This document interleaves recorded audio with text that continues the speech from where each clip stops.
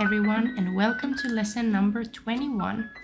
In this lesson, we're going to learn the singular genitive form. So let's start.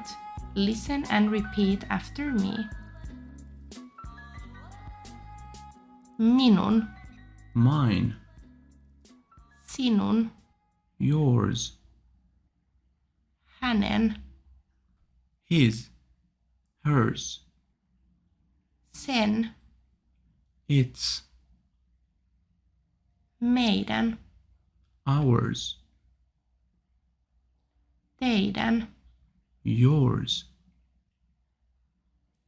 heidän. theirs. The genitive singular is formed by adding the ending n to the word.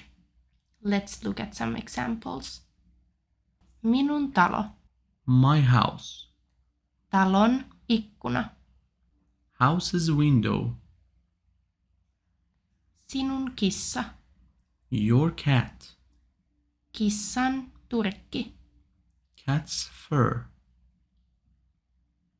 Hänen auto. his car, Auton huippunopeus. car's top speed, Meidän televisio.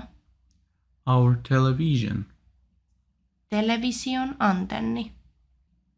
television's antenna,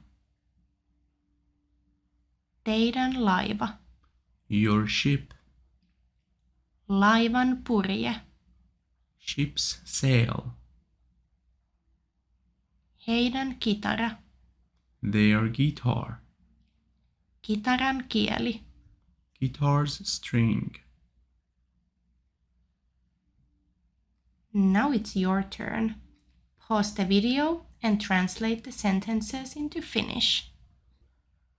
Minun syntymäpäivä on lokakuussa.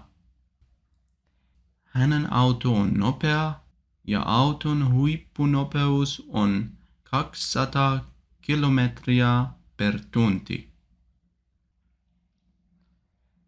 Meidän matka Irlantiin peruuntui.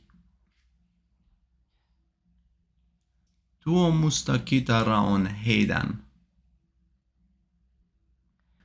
Kissan turkki on ruskea.